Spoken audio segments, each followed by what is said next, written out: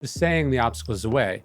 I think in my early 20s, I was thinking about it primarily as this is how you overcome professional obstacles. And what that idea means to me now is a deeper, more personal thing.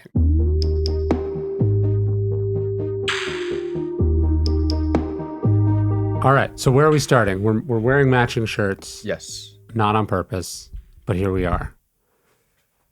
What if we started with, like, I imagine there's a lot of people who this book means a lot to. Yeah. It means a lot to me.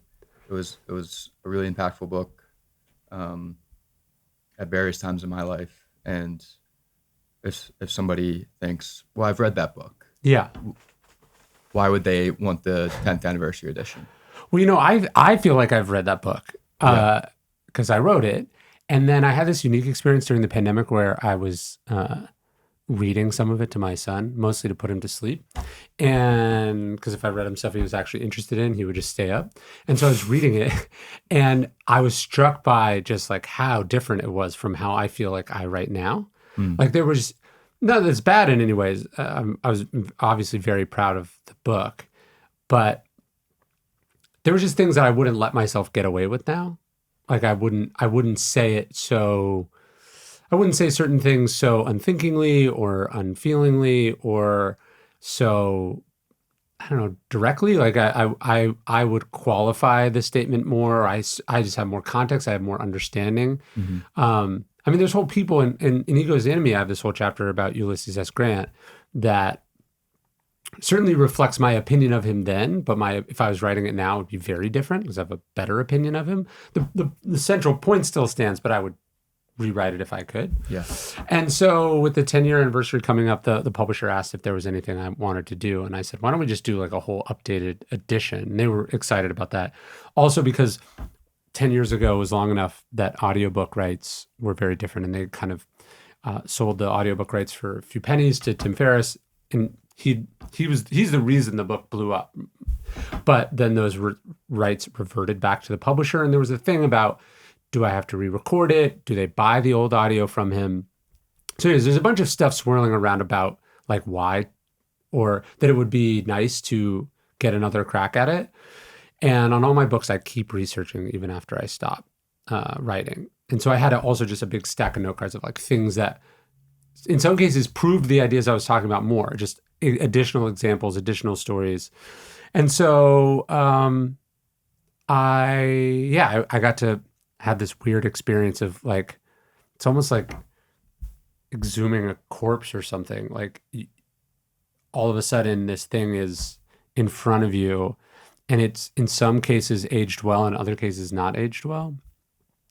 And I did this on Trust Me, I'm Lying also, but I think it was like a 5-year anniversary edition because like stuff in the media changes faster than this. But I don't know. I really wanted to just make it better. And I wanted to also reflect like who I was writing the book at 25 is very different than who I was rewriting it at my late 30s. So I feel like it's better. And I feel like there's this Stoic idea that we don't step in the same river twice. And nothing illustrates that idea more to you than rereading something that you wrote and then editing something that you wrote a long time ago. Having to listen to the audiobook of The Obstacle is the Way and barely recognize the voice of yourself, that is a surreal kind of mind fuck of an experience. Like doing an audiobook is already a strange feeling because, and I learned this when I was doing The Obstacle is the Way, the audiobook the first time, the way you hear your voice is it like rattling around through your skull, I guess, like when it comes out of your mouth. And then when you listen to it on headphones, when you listen to it recorded, it sounds very different. So for me to listen, not just to an audiobook of myself, but an audiobook of myself as who I was in my early 20s was a strange, like you're barely recognizable because that's the idea that we never step in the same river twice. That book that I'm rereading now, I interpret differently, and the ideas in it I interpret differently. And so I just wanted to update it and change it and make it more reflective of who I am and what I feel like it means to me now. Like the saying, the obstacle is the way. I think in my early 20s, I was thinking about it primarily as this is how you overcome professional obstacles. Mm. And what that idea means to me now is a deeper, more personal thing. Yeah, you talk about it a little bit in the new, I don't know what you would call it, a prologue to the Well, the book already has a preface. So we're Yeah. like, what is it before a preface? the reflections Yeah. and what you sort of left off that phrase. Like, Yes. Well, first off, when Marx really says, our actions can be impeded, but there can be no impeding our intentions or dispositions because we can accommodate and adapt. The impediment to action advances action. What stands in the way becomes a way. That quote, he's specifically referring to difficult people, yeah. which I think is interesting. But as I talked about it in the book, I was talking about it primarily as it relates to like professional obstacles, of which people are often a source. But when he's saying the obstacle is the way, he's not saying that everything is this chance to just like move forward or get stronger or make more money or something. Like he's not just talking about it in a sort of a professional context. When he says everything is an opportunity or that there's a chance to advance, I think he means in a more profound sense that there's always this chance for us to practice virtue. So difficult people, in the ancient world, a difficult person could throw you into exile, as Seneca experienced, could throw you into slavery, as Epictetus understood. A difficult person could attempt to overthrow the kingdom, as Marcus Aurelius experienced. So what opportunity do those difficult people present? I think Marcus Aurelius was saying that they present an opportunity to practice forgiveness. So in his case, with Avidius Cassius, a chance to practice forgiveness. In Seneca's case, it's a chance to sort of toughen himself up. In Epictetus's case, it's this chance for him to understand at this deeper level, like where freedom actually lies. And it's not in external things, but in ourselves. So the idea is that obstacles are always the opportunity to practice virtue, as opposed to obstacles are always the chance to spring forward professionally. They often can be, but I'm reorienting the book a little bit more around that deeper idea. Yeah. When you go through the book, how do you determine what you want to change and what stays? There's a bunch of very specific things that I had notes that I wanted to change. And then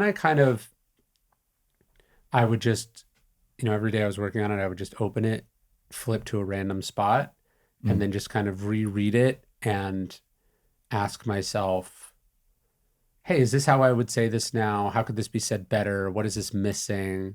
So a lot of times it was stuff like that. And then even during the audiobook, which I just did, and in this chair, having to say every word of it out loud was like an excruciating experience because I hadn't done that for 11 years. Yeah. And to go through and have to say things that you put into print a decade ago. There's a Seneca thing. He says, when I think of all the things that I have said, I envy the mute. And the experience of editing something you've already published or re-recording the audiobook of something that millions of people have listened to, you're like, it's horrifying because you go, I said that, like I allowed myself to leave it at that. And not everywhere. There's lots and lots and lots of parts of The Obstacles Away I'm very proud of. But if you can reread something you wrote or worked on a long time ago and you think it's perfect, to me, that's a sign that you haven't gotten any better since you've done it. Like the idea that you don't have improvements to make, to me, would imply that was the peak, which I definitely don't think is true, and I definitely don't want to be true. What was the point of continuing to do it if you're not getting any better? I always think you have a unique relationship to your work in that it's like a lot of your favorite stuff as a reader that you're bringing together. Sure. And the experience of going back and looking at a lot of those stories, I imagine was like, I actually think the lesson embedded in that story is different than I initially thought. Yeah, well, that's the idea. That when they say no, you don't step in the same river twice. That's the other part of it, is that what stands out at you in a specific story is different. Mm-hmm. And yeah, the meaning of it can be different. So yeah, like when I talked about Rockefeller at 24, I'm just thinking of him, and I'm only thinking about him in the context of how did this guy overcome obstacles? I'm only thinking of the heroic aspects. But then the book I wrote immediately after was about ego. Mm-hmm. And then I wrote a book about stillness. And then I've written a book about discipline. And then I wrote a book about justice. And so if those subsequent deep dives into topics don't inform your worldview going forward, what does that say? And so now, and of course I understood these things about Rockefeller, but that wasn't what I was focused on. Those weren't like the salient things that were jumping out at me. But now looking back at this person and my own writing and what I want the book to mean to people, you're adding on these additional layers. And I think the portrait that I present of him is more nuanced. And then also just on top of this, I've had a decade more of reading. So I've read more. Like my stuff on Ulysses S. Grant, my stuff on Lincoln in this book, I think are much better now because I've read literally thousands of pages about their lives and the time that they lived. And all the while I was making, oh, that's a perfect obstacles the way thing that I want to add in there. And so I just, have these like, it's like comedians talk about tags. There was just like, which is like a thing at the end of a joke. There was just like a lot of little tags or little extra layers or an additional detail that I wanted to put in there. So I remember in the prologue or the intro of this book, you specifically talk about or sort of anticipating a lot of people's how they associated the word Stoicism 10 years ago. Yes. And the work you've done since then to make that word mean something very different to a lot of people now. Yeah. And did that... I remember when I was writing the book, the Stoicism subreddit on Reddit had like 9,000 subscribers. And I think it has like 500,000 now, some crazy number. Yeah. And so, when I was writing The Obstacles Away, it was, hey, let me tell you about this thing called Stoicism. And the task was much more along the lines of popularizing and making interesting a thing that a lot of people did not think was interesting. Mm-hmm. And then one of the tricky things about success is if you succeed, the original context in which you were operating is obliterated. And so the idea that Stoicism was this unattractive or uninteresting thing to people no longer exists. And so I think that's something else I wanted to very much address in the book. I'm now obligated and able to give a fuller picture of the philosophy that I think is more urgently needed than it was then, if that makes sense.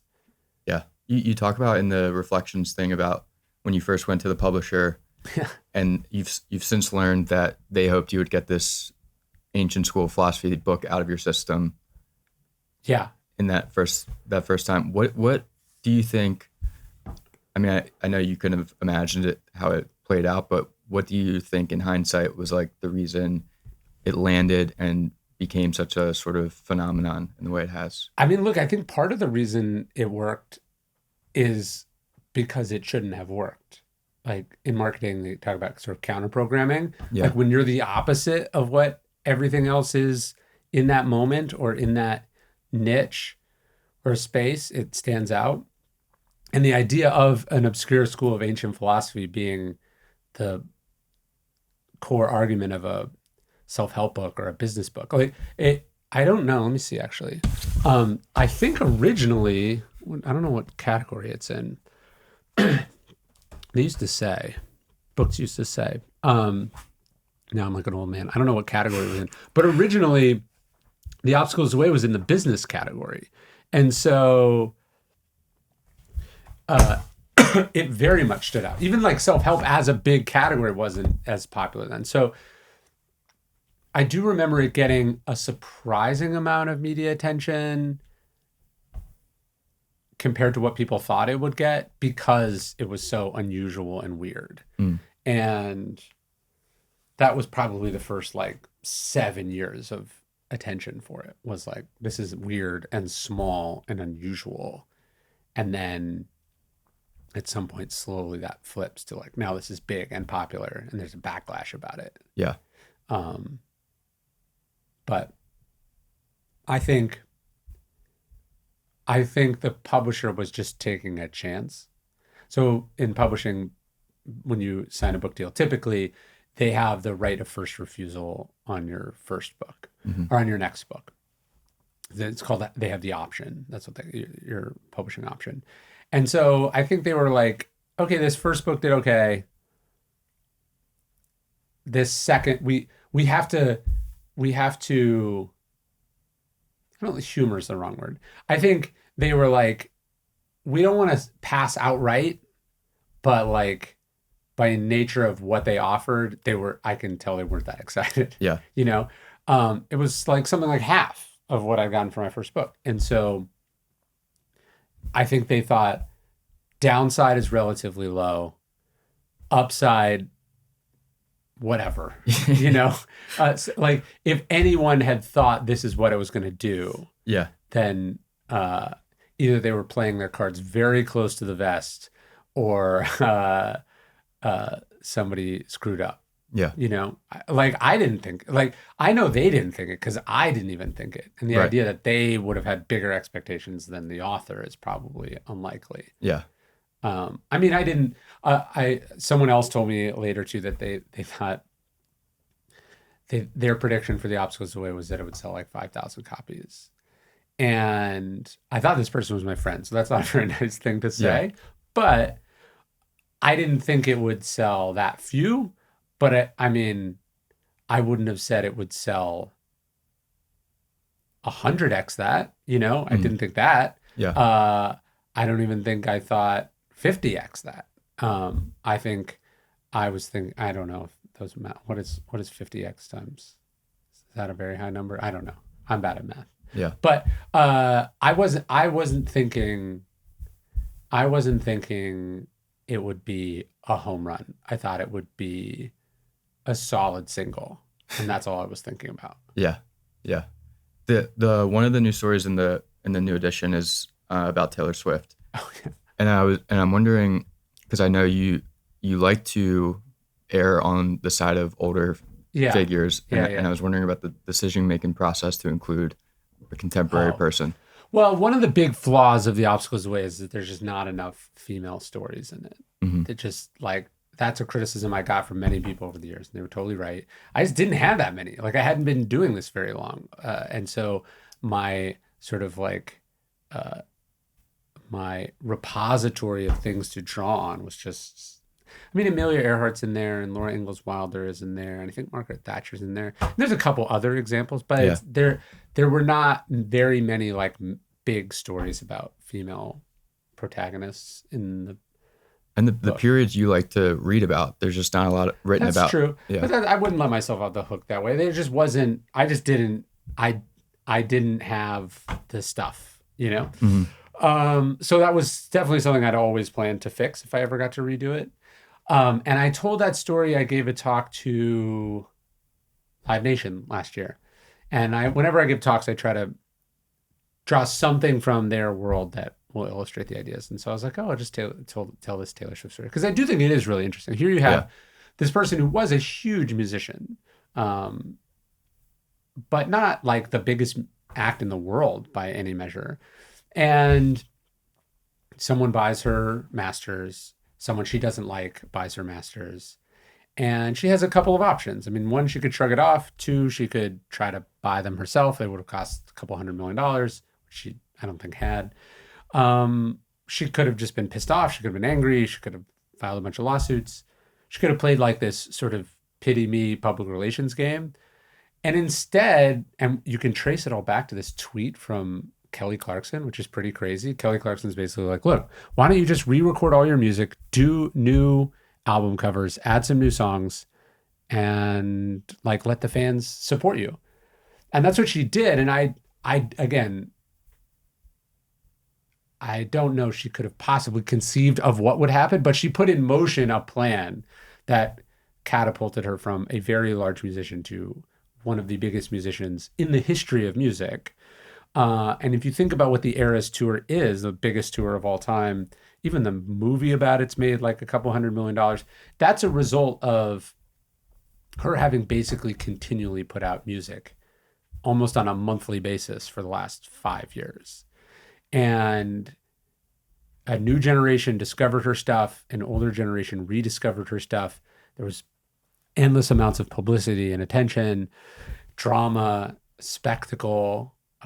And I think to me, just as a marketer, what was so fascinating is like how she managed to take, first off, like the definition of a first world problem, like a hedge fund buys your catalog worth millions of dollars from you, or, from the other company that owns it. And you somehow figure out a way to let that make you the underdog and that like people should be rooting and cheering for you. It's like, it's insane. Yeah. The unlikeliness of that is pretty incredible. So anyways, I just added that story in there. I thought it was cool. And I wanted that. The other interesting thing has been the number of people who've told me they've had their teenage kids read the books. And so I was like, okay, let's put a story in there that isn't some old dead white guy that they haven't heard of. It just made me think of what you were describing about the original impediment to action quote about being, how do you handle people? Yes. And her story is kind of like she doesn't like this guy. Yeah. Who I actually know and has been very nice to me over the years and has read and sort of talked about the books. So the funny thing was, like, I'm sure he didn't like that story. When they posted a video of that clip when I talked to Live Nation, and it got a lot of attention. And I doubt that was fun for him, because but you don't have to like the protagonist of the story to understand what they're doing in the story. That's the other, the email I'll get them. I'll probably get one of these a week. Someone will read, I tell this story of Obama in the 2008 campaign, and A More Perfect Union speech, where he basically takes the Jeremiah Wright scandal and he flips it into this incredible speech that sort of catapults him to the nomination and then the presidency. And then people go, wow, why'd you put this Obama story in there? And I go, you don't have to like him to understand that this was an act of political jiujitsu without precedent. That, like, this guy took not just a potentially campaign-ending scandal and survived it, but seized the offensive because of it and turned it into not just like a campaign-defining moment, but actually a country-defining moment. That speech is one of the greatest speeches on race in American history, and he used that. He called it a teachable moment. And even that expression has become a bit of an expression. So there's this meta level where just the idea of teachable moments becomes a thing. So you don't have to like the person to benefit from the story. And I think this is true across the board in The Obstacles Way.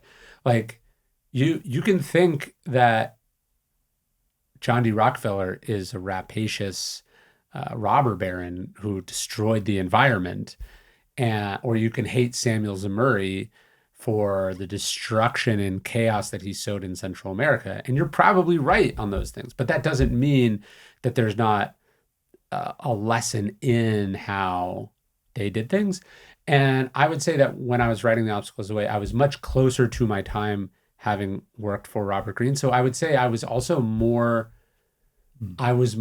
amoral not immoral, this is the distinction Robert Greene makes, but Robert Greene says, there's a difference between an amoral story and an immoral story. An immoral story says, here's this fucked up, awful thing, you should do this. And an amoral says, like, here's something that happened, you should understand it. Mm-hmm.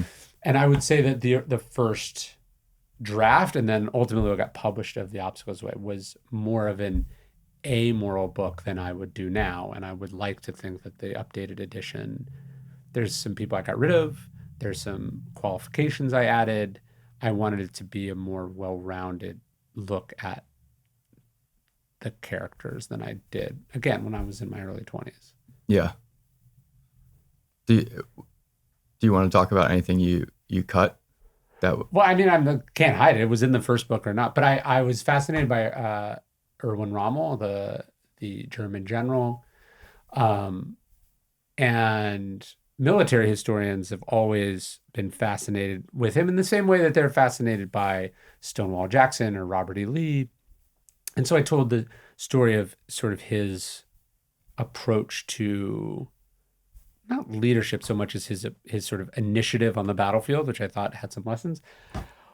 But as I got older, I was like, if that's the only way I could tell that story, then I would have let it stand. Yeah. Um, There's but I had too many other good stories exactly to make the point. exactly. So I Yeah. was like, oh, this is very replaceable.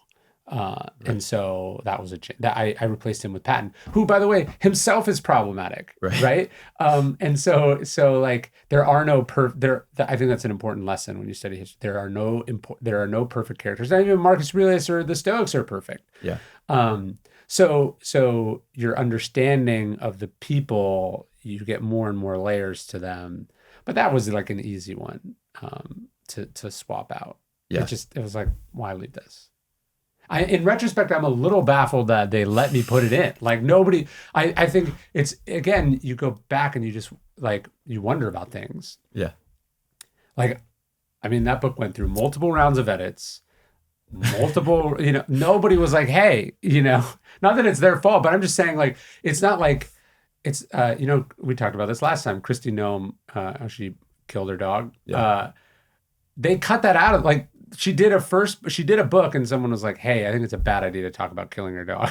Yeah. And then she fought to put it in the next one and then it blew up in her face. But nobody was like, are you sure you want this story in there? Like so I think it's not like I was glorifying his abhorrent political beliefs or his associations with Nazism. And I talk about him positively at one point and then I have him be defeated by the American forces in subsequent chapters. So it was a loop I closed off. I didn't just leave it hanging there, even in the first draft. But it's just, in retrospect, that probably should have been a discussion. Yeah. And so now today, when people are like, "Oh, political correctness," what's with all these sensitivity readers, which is something like they'll do in fiction books these days. I'm all for it because anytime someone can give you a perspective that you're not considering or a view on something, you don't have to listen to it, but it is good to be like, hey, are you sure you know how this is going to play? Have you thought about how this is going to age? Have you thought about how this might be heard or felt by an audience different than you? So yeah, it's not like, I wouldn't say I regret including it, but like, clearly I'm not including it anymore, so it tells you something. Yeah.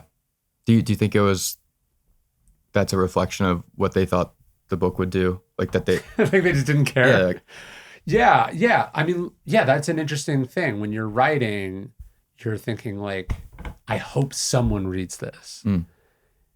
It would have been delusional. As I joked about this when I gave my talks in Australia earlier this summer. I was like, if I had predicted any of this for The Obstacle Is the Way, I shouldn't have been allowed to write Ego as the Enemy. You'd be in an institution. Yeah, it's insane. So like for me to go, hey, how is this going to play if the book sells millions of copies?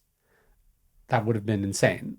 So I wasn't sensitive at a level that ultimately probably demanded, but you learn. Do you think now the awareness that there is that large audience, how do you think about like not letting that get into your process? Oh, that's interesting. Yeah. You want to be cognizant that the audience exists, but you can't be paralyzed that the audience exists. And there's kind of a tension to that. I think I mostly tried to incorporate it in positive ways. So by that, I mean, I've met lots of different people from different walks of life. in the course of writing the books. Like people, okay, so then you meet someone who's like a general who's read The Obstacles Away, or you meet someone who's a head football coach, or you meet someone who's going through a cancer diagnosis, or you meet someone who's a police officer, or you meet someone who's a 16-year-old kid and their parents made them. So you meet these different people, and then they can kind of serve as avatars when you're doing future projects, or in this case, when I'm coming back to it. You just have a better sense of who is on the receiving end than you did before. Yeah. I'm writing about this now. I guess I could have put it in Lincoln. So when Lincoln was president, basically anyone could just go to the White House and get an appointment with the president. And like the bane of his existence, or the bane of his advisor's existence, was that he spent like hours a day just like receiving visitors, and each person would get like 5 minutes. Like it was just crazy, you know. I mean, this was the system until is it Garfield? Who were the two presidents assassinated? Garfield, and who was the other one? I don't think it was Garfield. Maybe it was. Is assassinated by a job seeker who gets rejected. Like he meets him, asks the president for a job, the president says no, and then that's why he kills him. So anyways, Lincoln's advisors wanted him to get rid of this stuff, but he called it he called them his public opinion baths. So he thought it was like this way on a very consistent basis to hear directly from the American people.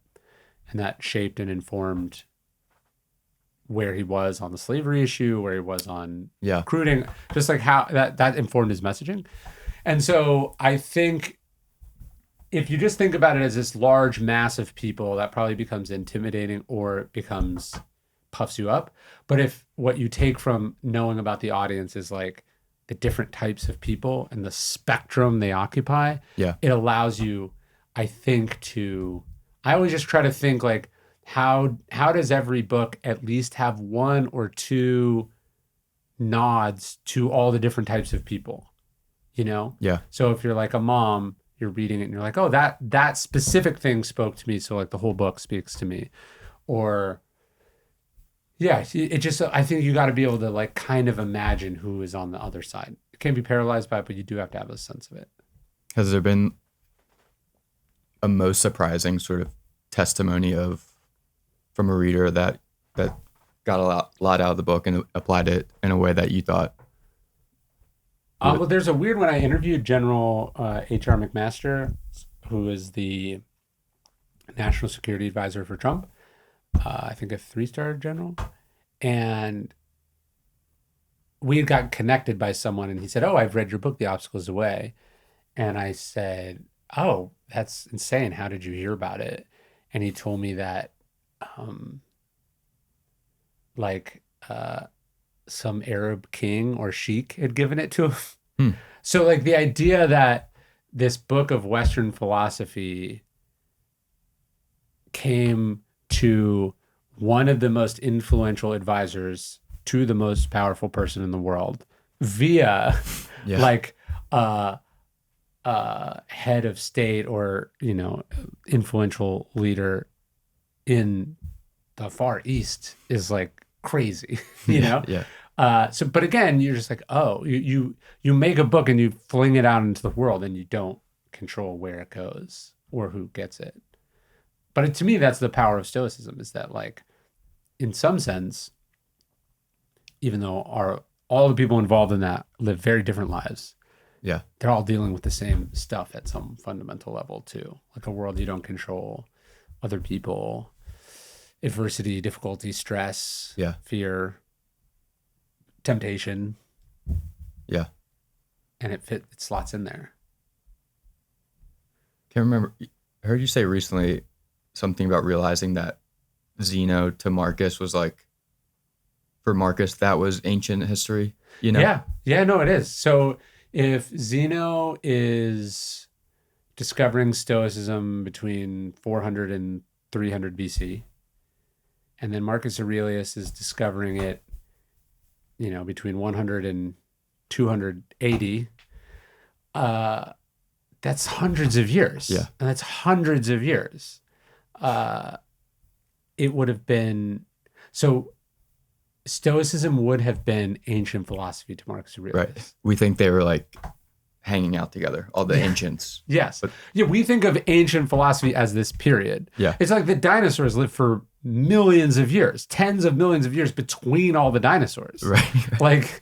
Like old enough that there would have been like fossils of dinosaurs while there were dinosaurs. Yeah. You know? And so the idea, Marcus Aurelius in Meditations quotes Euripides, this Athenian playwright. And he quotes a play that was lost. So you go, oh, okay, it was lost. But it must have been like a contemporary play to him. That's why it's not lost. Like he quotes this play and we don't have that play. Right. And so you go, oh, it must have been lost. So we go, oh, okay, so it's lost. So we go, oh, but he must have like seen it in the theater when it came out. Right. Euripides was to Marcus what Shakespeare is to us. Like hundreds, 500 years. Yeah. So think about how good or salient or popular that play must have been. And then also just how much history that is. Mm-hmm. It's 500 years old by the time it gets to Marcus Aurelius. Socrates, hundreds of years. Socrates is this old guy Socrates is like the Middle Ages to what Socrates is to us. What Socrates was to Marcus would have been like what someone from the Dark Ages or the Middle Ages was to us, like just incomprehensibly distant. But Greece was still there and still the seat of philosophy in a different way than it is to us. But they were chasing classical wisdom in the same way that we're chasing classical wisdom. Marcus Aurelius didn't think that he lived in ancient Rome. Yeah. Marcus Aurelius thought that he lived in the future. You know, he was in the cutting edge. Mirrors were invented like somewhere, like the technology for making like a great mirror. That's like a technology he experienced in his lifetime. But there would have been all sorts of things. Like he would have thought he lived in the most cutting edge, futuristic society that had ever existed, the most stable, whatever, which he did in many ways. And then at the same time, he's looking back at ancient Greece as this model, this golden age that could be learned from, whose values were urgently needed in today's society, which to us is 2,000 years old. Yeah. And the timelessness of that is surreal. Right. The filtering of time that has happened. Like where does he get the Euripides quote? Just no, I think it would have just been an old famous play. Yeah. Like in the same way that Shakespeare is still around. They kept them on these little papyrus rolls. Actually, I just read this book called Papyrus, which is incredible. Like all these things were preserved in the Library of Alexandria, and there was another library in Pergamum. Like that was literature. Yeah. So he wouldn't have picked it up word of mouth. Because you said it was lost. So I'm confused. No, what I'm saying is it's a lost play today. To us. That play is lost to us today. Got it. So we think, it must have been, it's obviously lost since Marcus Aurelius, or he wouldn't be quoting from it. But like, it was hundreds of years old by the time that he got it. Yeah. It could have been lost 2 days after Marcus found it. You know, it could have burned in the burning of the Library of Alexandria. I don't know. But I just think we think that these things, it was like they were new, and then there was the Dark Ages, and then there was the Enlightenment and the Renaissance, or the Renaissance, the Enlightenment, and then today. But that period of classical Greece and Athens is hundreds of years old. That's all I'm saying. What you've also talked about a relatively recent realization of like when Marcus is talking about the plague, he's not using it like he's talking about what he was living through. And on your earlier reads of the book, you thought he was like in the way we thought of it pre-pandemic. Yeah, it's like that quote, when the student is ready, the teacher appears. I think that's kind of the idea in that you don't step in the same river twice. You can only understand certain things when you've been through certain things. And the understanding that the plague would have been, the Antonine plague, would have been not this like background thing, but like the most consequential event of his life and what it would do to people and how it would destabilize things and change things. You can really only understand that when you have been through one. So imagine somebody reading Marcus Aurelius in 1922, coming out of the influenza, or somebody reading Marcus Aurelius after one of the bubonic plagues, or a smallpox or a typhus outbreak. Then you read him in 2020 or 2021, you go, oh, okay. When Marcus Aurelius says that there's two types of plagues, there's the one that can kill you, and then there's one that can warp or deform your character. You have a sense of what that means because you saw it happen to people that you know. Mm-hmm. Either people you know died, or people fucking lost their minds, and it changed them. There's people who are gone post-pandemic, but still here. Yeah. And I think that's what he's saying. Do you think the events of the last 3, 4, 5 years, how did that impact people coming to the book?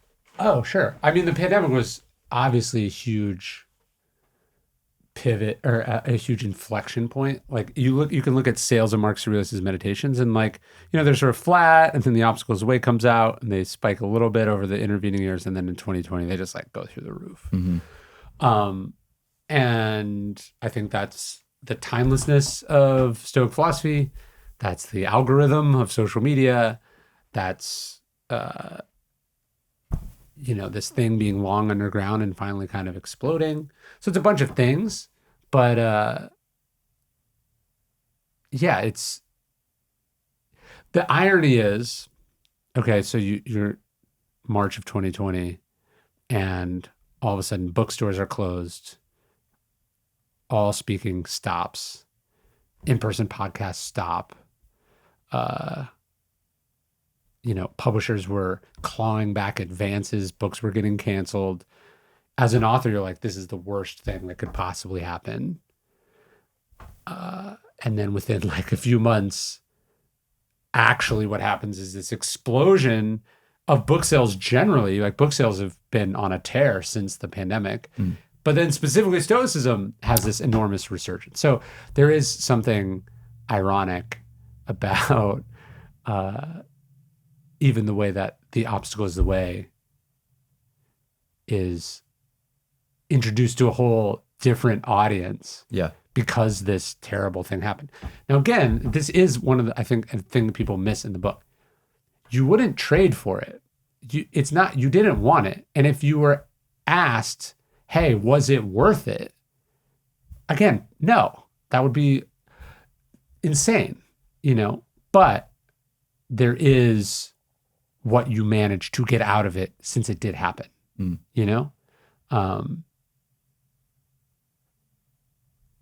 yeah.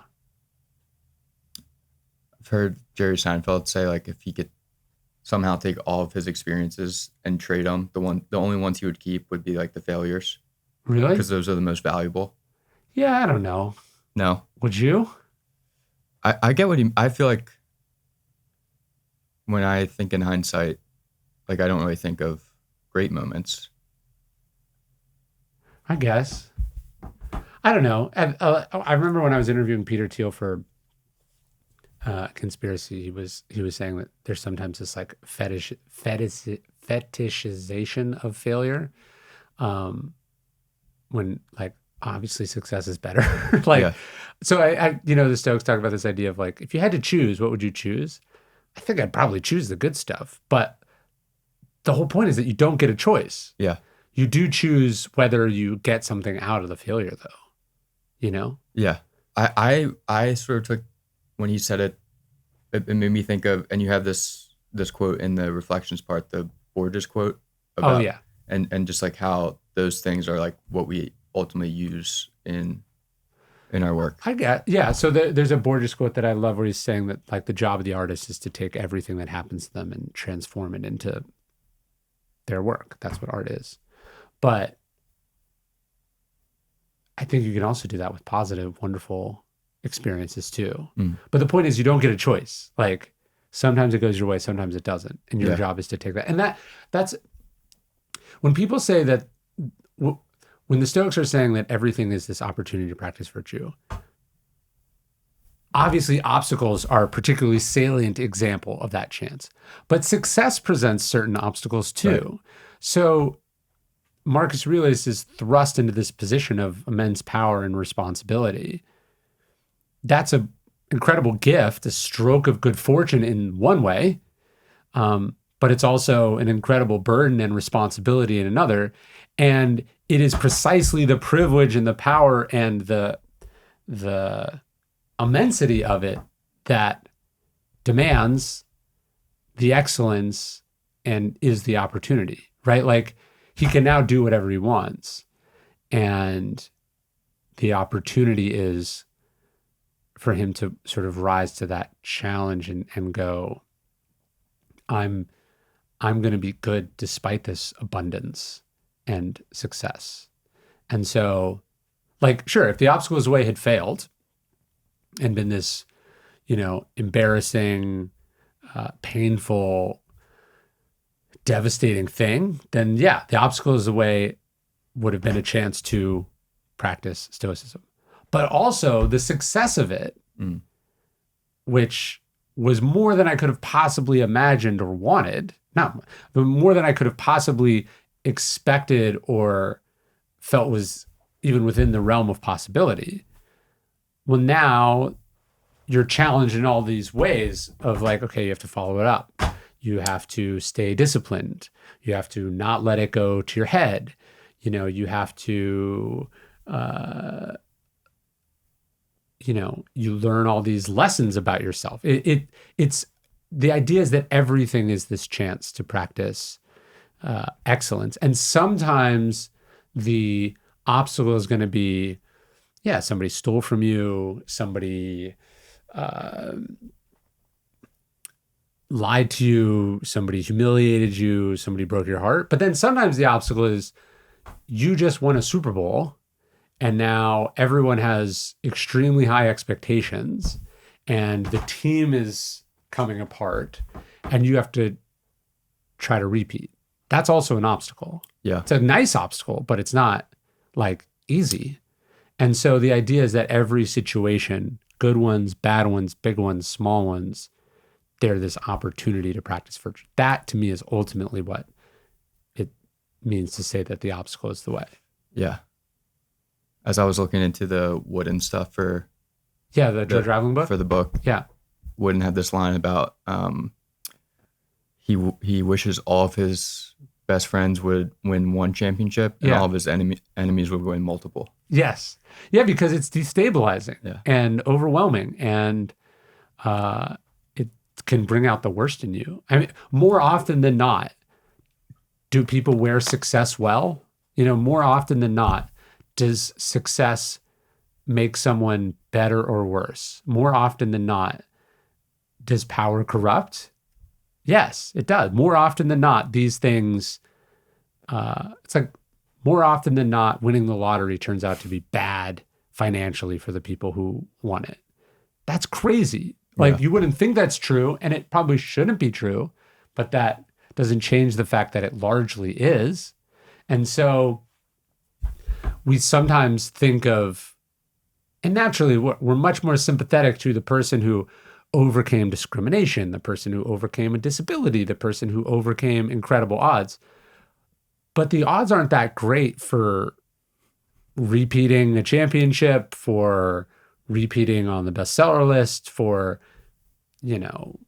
maintaining any level of excellence or dominance in a given field. Or, the odds aren't even that great for like marriages and stuff, right? So like these wonderful things also present obstacles and challenges.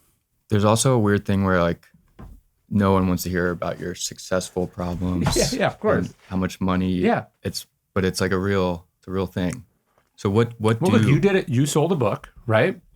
People don't know Billy sold his first book and he's working on it. That's wonderful, exciting. You submitted a proposal and the publisher bought it. huge accomplishment win that relatively few people ever get to say that they did. But it's still really fucking hard to then deliver on that thing. And then it's even rarer that somebody who like gets across the finish line with the book has a successful book. And then how many of those people followed that book up with another successful book? And then how many people, rare among all of those, like don't become an asshole, Yeah. Whatever, right? So it's like a series of behind mountains there are more mountains. That's a proverb that I have in the book. It's hard. It's really, really hard. And the success or winning is you never just get to this point where you're like, and I'm through it and now everything's easy. Oftentimes it going exactly the way that you want it to go is entry into a series of challenges that you could not have possibly even conceived of existing. Mm. Yeah. I just blanked. I had something I was you just said that I wanted to follow up with. About your book? No. But yes, you're right. The easiest part or the hardest part began after the proposal, for sure. The last. Well, and in Ego's Enemy, I have this quote from John Wheeler, the physicist. He says, as your island of knowledge grows, so does the shoreline of ignorance. And as I've experienced that, as I'm not like exploring the frontiers of, physics, it's just that every time you learn something or you do something, you find yourself in new territory that you didn't know that you didn't even know about. You're like, oh, I didn't understand that's what people over here were doing, or I didn't understand that that's how that worked. And so it's this process of like, you think, okay, I just got to get to here. And then you get to here and you're like, oh, I didn't realize like what was on the other side of that hill was just like a bunch more hills. Yeah. I've also, the book is like so different from what was in the proposal. Yeah. And I, for a while was like aware that I wanted to go in a different direction from the proposal, but I had this like block of being locked into what I sort of promised. Yeah. And getting through, ultimately having a conversation with the editor, and she was very supportive and like the new direction. But I had this block of like, well, I sort of promised them this one book, and now as I've spent more time with the material, I see it's like a very different book than I thought it was going to be. Well, yeah. How could you have possibly, you'd only done a fraction of the thinking that you would ultimately do about this topic. Yeah. Investors, I think, are better at this even than people in publishing, although people in publishing are familiar with it at some point. But it's like, it's not even a plan. Your business plan is like a hypothesis, and that hypothesis can be disproven like very quickly. And so until you've done it a couple of times, you just don't understand that you didn't understand when you started. How do you, when you're starting on a book now versus like if you think back to when you're starting Obstacle or Ego, and what did you learn about like that's not something I'm going to do in the I'm just much more comfortable now on books knowing that I don't know where it's going to end up. Yeah. And at the same time, much more confident that I know it's going to end up, if that makes sense. Yes. So like I trust the process because I have actually been through the process a lot of times, and I trust the process more than I trust myself. So I just know, hey, if I just like keep showing up and I do like the next right thing, and I just spend a lot of time and energy on this, eventually I'll solve all the problems and get to a completed thing. But right now I don't even know what all the problems are because I haven't gotten there. And I'm just much more comfortable with ambiguity and unfinishedness than I was. Like I'm on basically probably got like 10% left of the first draft of the fourth book in the Virtue series. And I'm much more comfortable. Like the last big chapter in the book is actually the first chapter in the third part. And I had a sense of what I wanted to say, and I said that, and then I knew it wasn't good enough, but I was able to be like, I can just put a pin in this and go do all these other things, and that will allow me to come back later and finish this part, as opposed to earlier on, I needed to like do everything consecutively, and I couldn't leave like big holes or structural issues because I felt like the whole thing would collapse. And now I can just kind of go, I'll do this today. I'll do this today. You know, I'm just like, I just have a better sense of, I don't know how it'll all come together. I just know it'll all come together. And so I can just focus on little pieces.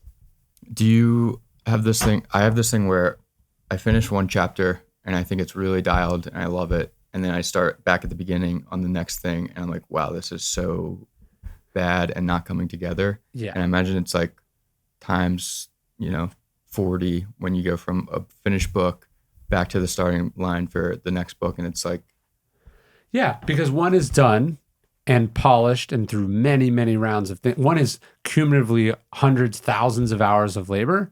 Yeah, thousands of hours of labor, I guess. And the other is like 1 hour of labor. a vague idea. Yeah. And one has been tested and stress tested and challenged from all these different areas, and the other isn't. And so, yeah, just you have to get more comfortable with crappy first drafts, and you have to get more comfortable with like in progressness. Mm-hmm. If that should be a word, I think. In progressness. Yeah. Like you have to get comfortable with it being in its partial, unformed shape for a long period of time. Like this chapter I'm working on now, just dumping all the stuff that's going to be in it, and then just having this huge unwieldy document, and then just every day making it slightly less unwieldy. Like that Michelangelo thing about you have the block and you're just like getting rid of the stuff. Yep. Like I know that I'm just every day I just have to like put a few disparate things together. And I even I think at this point have started to get to a place where I have a sense of like the time. Like I know I will probably be done with this chapter next Friday. Like that's just, I don't know where that came from. But that's just my sense. I just sense it's about 7 more days. Yeah. I just know. I've crossed off all the other stuff, done all the other low-hanging fruit. I think 7 uninterrupted days should probably get me where I need to go. Was there anything when you went back through obstacle on this pass and you're like, oh, I forgot I did that. I should bring that back to my, or anything you noticed? No, I mean, it was much more like even reading the audiobook. Yeah. So I wrote it, I've published it, I've read it, I've talked about it for 10 years. Then I rewrote it, or like rewrote chunks of it, edited it, went through copy editing, went through production design on it. And then I read the audiobook and I was like, this is fucking horrible. Like, what is this? Yeah. Like there was stuff that like I had notes on almost every page. Yeah. So still.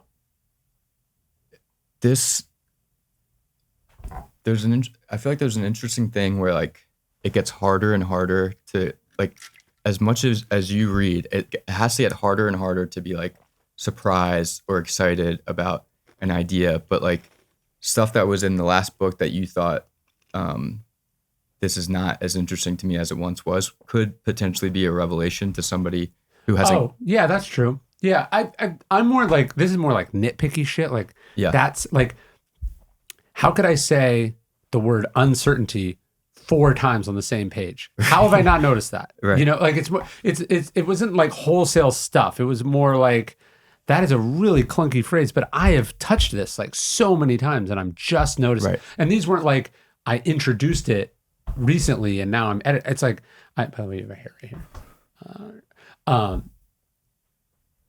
This is like, I have touched this hundreds of times. Millions of people have read this and it never came up that this clunky. Yeah. So part of it is, I think you just have you have very high standards and they're only bothering you because you've refined it to a level where that's standing out. But at the same time, Yes, I did. It was hard to edit a thing that works Yeah. and not overdo it Right.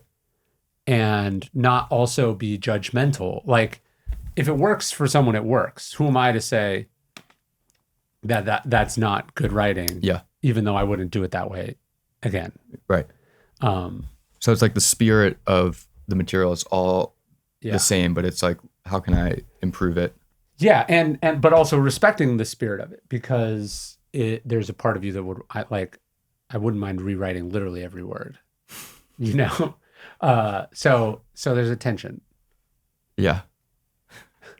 Was there anything, any lessons of going through it that you are taking into the next projects?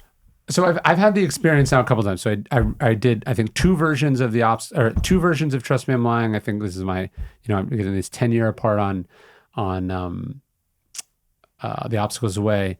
And then I've obviously reread stuff that I've written even further ago than that. And the mortification that you feel when you reread your old stuff, you usually feel the most mortified when you read something that expresses intense certainty, extreme judgment, or like black and whiteness. So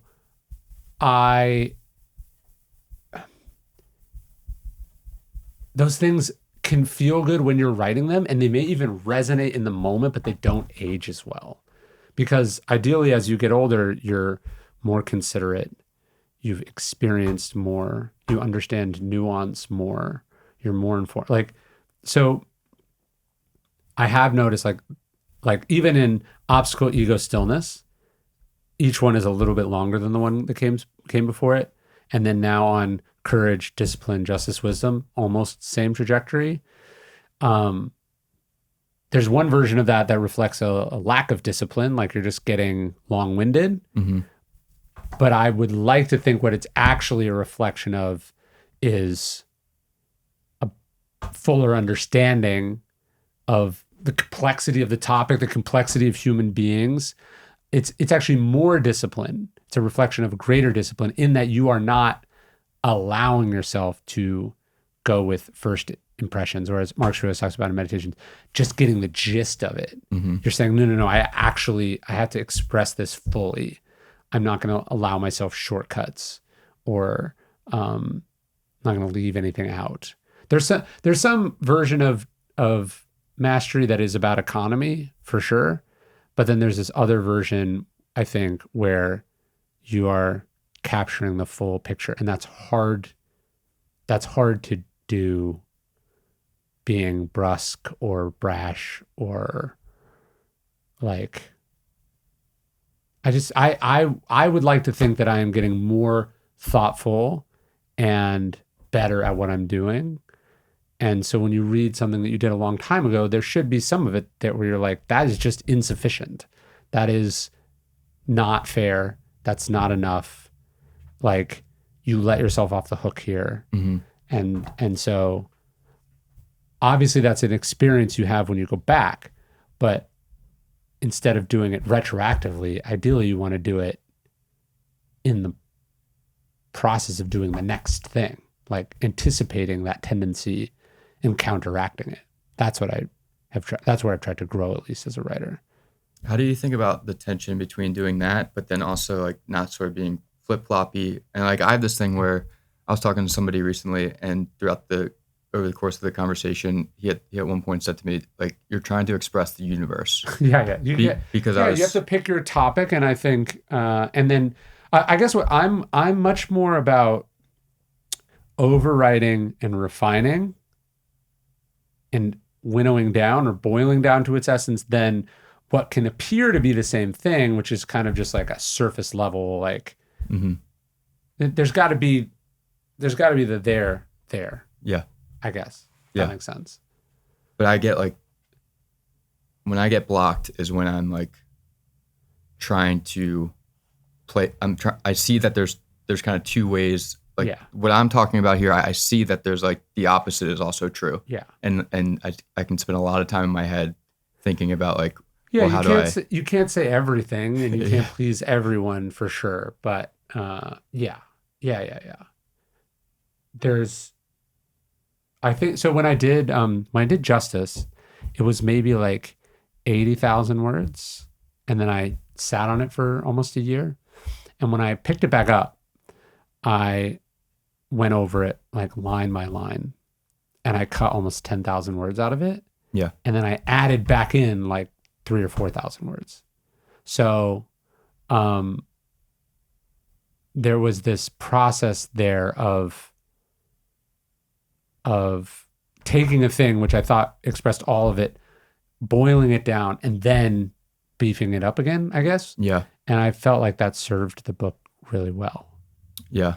You always have like late, I don't know which draft it is, but you'll send me one like if you had to cut 10%, Yes. which 10% would it be? I got that from Tim Ferriss. He was like, "What would you cut from?" He doesn't want you to tell. Tim doesn't want you to tell him what you like about it, and he doesn't want what you should fix. He wants to know like what is like where you like. So that's one of the things as I reread the book, and I have the publisher print it out in more or less like the shape of what the book will be. And sometimes I even have them like do a bound version. And as I'm reading it, like when am I myself finding that like when am I skimming my own work? Right. And so that feeling of like, oh, okay, I'm done with this. That's somewhere that I understand I have to go back and like tighten and fix.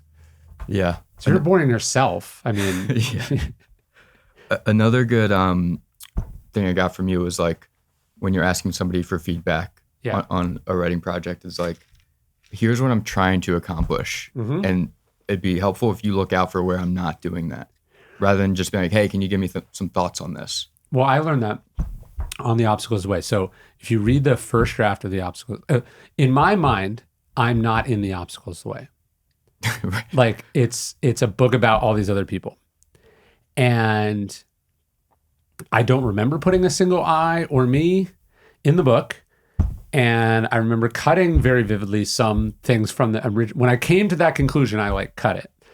And then I cut all the instances of it. And then I remember someone asked me to read a passage like at a book signing or something.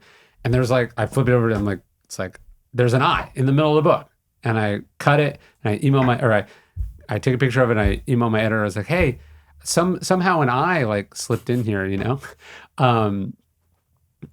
We got to cut this. And she was like, well, it would have been nice if you told me that that's what we were doing. Right. Like, she was like, I was never aware that was a rule. Right. And I was like, oh, that's great advice. Okay, I'll do that going forward. Like, hey, this is what I'm doing. But then imagine my frustration that as I was reading the audiobook, this time for the updated edition, I found another one. Yeah. like how? I thought I was doing that as I was writing it the first time. I have edited going forward. It's been through multiple rounds of revisions now, and it's still there. So yeah, sometimes you just can't see what you've been looking at very closely. And so communicating that, hey, this is like the style guide. Yeah. Or this is the approach, that can be really helpful. Yeah. Well, because it also can happen is like if you just send them a document and say, hey, can I get some thoughts on it? Yeah. And they give you a bunch of feedback that's like, Not getting you further or closer from where you want to go. Or it's just like, I precisely am like not doing that. Yes. And so just getting on the same page about this is what I'm trying to accomplish. We should wrap up ish. Okay. How do you determine, like I was listening to your episode with Rich Roll recently and he was like, my favorite thing in this book, in the Justice book, was the afterword where you do insert yourself into it. Sure. And I remember listening to you on a long time ago on who's the guy that wrote Essentialism? Oh, what is Greg McCallum. Yes. And he sort of went out of his way to, I forget which book it was, but you did a similar thing where it was a story about you. Yeah. And so how have you determined to start to insert yourself Well, I think that I think there's a difference between making the book about you and then talking about it at the end. I just don't want to be a main character in the book. I don't know if it's an imposter syndrome thing or whatever, but like I would like to talk about like really great, fascinating, intriguing, well-known people. I dislike it when I'm reading a book and the person's like just telling me some boring ass story from their life. You know, Yeah. I'm like, who are you? Yeah. I usually see that as an indication of insufficient research or sort of historical grounding, or ego or whatever. So that I was never going to be in the virtue books, but then I did realize, okay, if you're talking about virtue and you're making strong judgments, positive and negative, of other people, there can be an implication that you're somehow the master of these things. Yeah. So I went through a similar thing on Ego is the Enemy. There's a preface to Ego is the Enemy that I'm in for that reason. I just don't want to come off as holier than thou. So in the afterwards and in that preface, I'm trying to hold myself to the standard that I am, or subject myself to the scrutiny that I'm subjecting the characters in the book to. Yeah. But I feel like it's separate than the book. Yeah. Like you only need that if you're looking to know a little bit more about who made the thing. Right. But it's not essential for your understanding of the ideas in the thing. Yeah. If that makes sense. No, So totally. like even in this, like you could skip the new author's note, and just go to the book as it's always been, and all the, the book is the book. But if you want to know a little bit more about the context in which it was made, Yeah. and who made it, and some of the lessons I have learned in making it, that's there. But I see it as additive as opposed to like Yeah. essential. Right. And when you're writing about yourself, it's usually like, it's the worst in books when it's like, I was talking to a client, I gave him this great advice. Yes. And it's like kind of a weird, sort of subtle brag, but Yeah, you it's like tend this, to do it. it's this weird humble brag, and you don't even know if it's true. Right. Like, sure, but what's their experience of what you're saying? So yeah, when I would say that in certainly encourage a good amount in discipline, definitely in justice. I haven't written it for wisdom yet, but I'm talking about my struggle with that virtue, Yeah. as opposed to my mastery of that virtue. And my feeling was, if I didn't do that, the implication is that the book is from the expression of my mastery of it, Yeah. which I do not have. Yeah. So presenting yourself as sort of a fellow traveler. Totally. Of, I'm someone who needs this Yeah. as much as anyone. Yeah. And that's where sure. this is coming from. Yeah. Yeah. Cool. Cool. Well, thanks, man. Yeah. Thank you.